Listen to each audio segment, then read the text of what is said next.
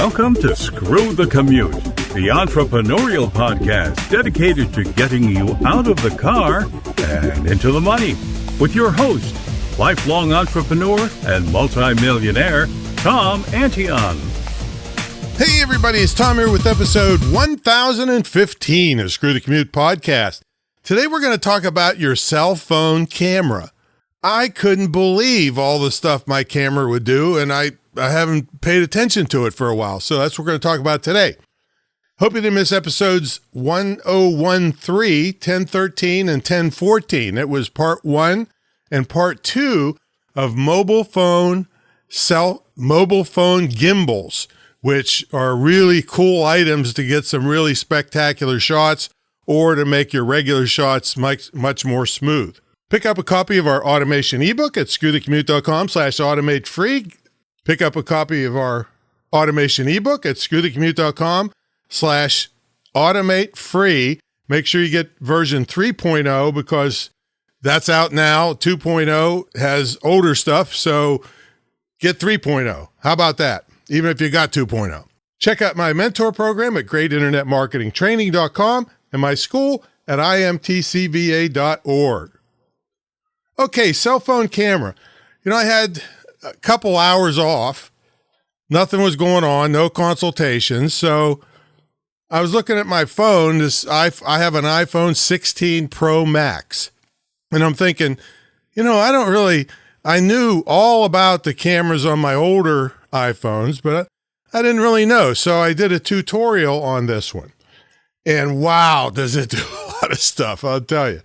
And I'm sure your camera will do a lot of stuff too, but it may not be an iPhone Pro 16 Max or something, whatever the name of it is.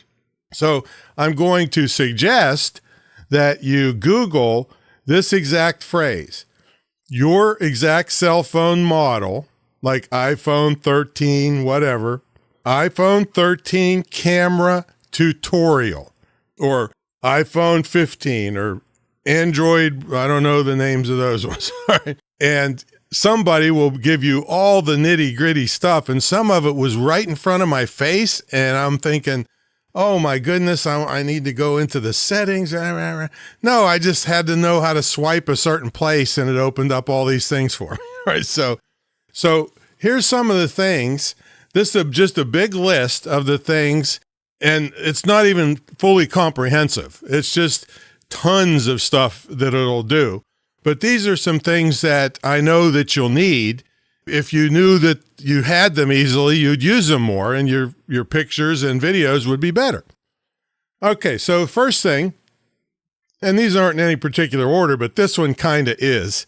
It's opening your camera fast. You need to learn how to do that. Some of them have a button on the side. Some of them, I don't know, you can shake it and it'll, there's so many different ones. That's why I want you to get a tutorial on your exact cell phone. Okay, you should be able to edit and crop pictures right there before you save them. You should be able to set a timer so that you can run around and be in the shot. That's a good thing.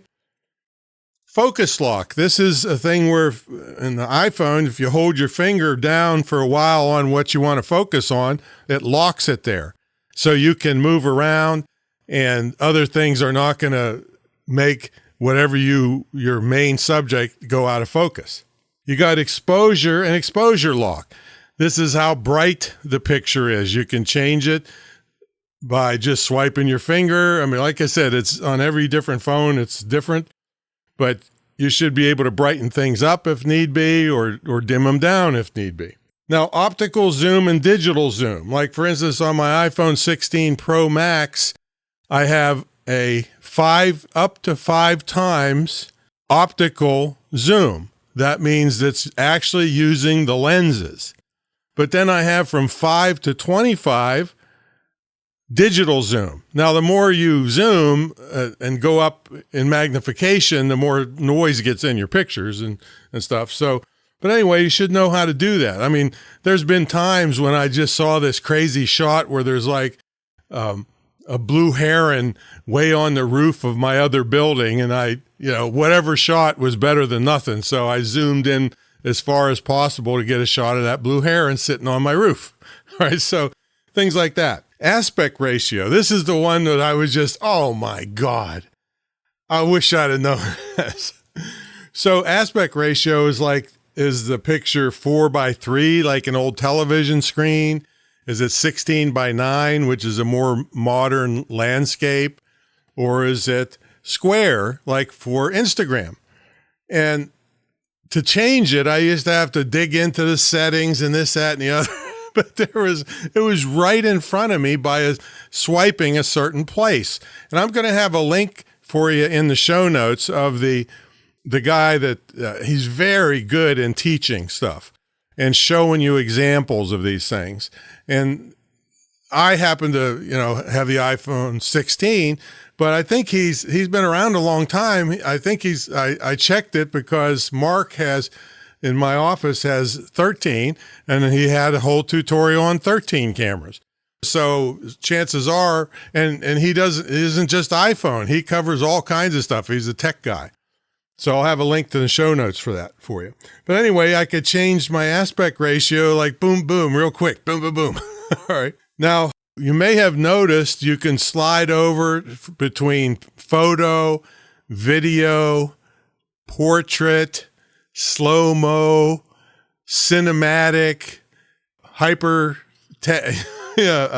forget what they call that. Hyperlapse, time-lapse, those kinds of things. Okay, well, the difference between portrait and photo is that portrait has a thing that we in the industry call bokeh, and that is the blurring of the background, which is considered a really high-quality shot. So that's when you move it to the portrait mode, it's going to blur your background, and you can adjust on most phones, as long as you learn how to do it, how much it blurs it. See, so that's portrait mode. You also have live mode, which is it shoots a little bit before and a little bit after the main picture, and it turns it into a video with sound. All right, so that's live, and you may have need for that if you want to catch something before and after. Now, pano is where you can stitch a bunch of photos together. Like you hold your phone and there's this arrow, and you have to keep this arrow in this certain line to make sure everything lines up, and you move from left to right, and it keeps taking pictures the whole way, or right to left. And if you play some games, you can go bottom to top and top to bottom, and that stitches them all together for super wide angle. That's pano. Then, this is something I never knew. When you get really close up to something, my phone switches to a macro lens. Macro lenses are for really close up stuff. And if you don't have that, you can only, I know some of my older phones, you couldn't do anything within 3 feet. But now these more modern phones will switch to macro mode. And on my phone, a little circle with a flower comes in it to tell you you're in macro mode. So that's close-up stuff.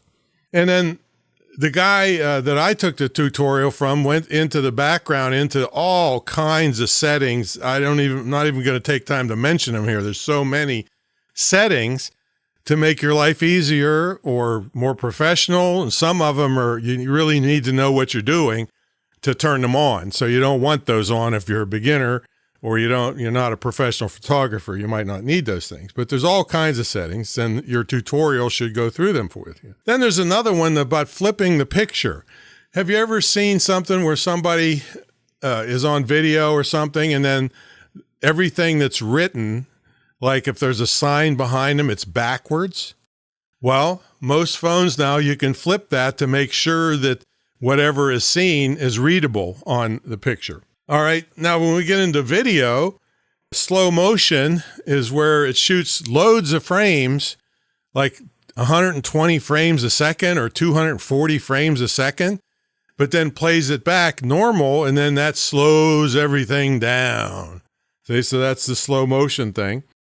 Time lapse is where you set the camera up on a tripod or something, and then you tell it, okay, take a picture every 30 seconds. And then then when you play it back, you see clouds moving fast or whatever you need to do time lapse on something that's moving. because it's just stupid to have just a static picture over and over and over again. Now, hyperlapse. Now, time lapse is where the camera's like on a tripod or stationary. But hyperlapse is where it's doing the same kind of thing, but the camera's moving. Like you could be walking down the sidewalk shooting a hyperlapse, and then when you play it back, everybody's like going 100 miles an hour, walking really fast. So it's really cool. And the cinematic mode is, remember I told you about the bokeh or the portrait and it's blurred in the background? Well, that portrait is for pictures. Cinematic is the same effect for video, which is also a very high quality, movie looking shot. So, and you can change how much blur is in the background. So that's cinematic. So I implore you to take a time, watch one of these tutorials, have your cell phone in your hand, watch it on a desktop is the best, because then you can stop the desktop and then fool with your phone and duplicate. Because if you don't use any of these things, then you'll forget them when you need them.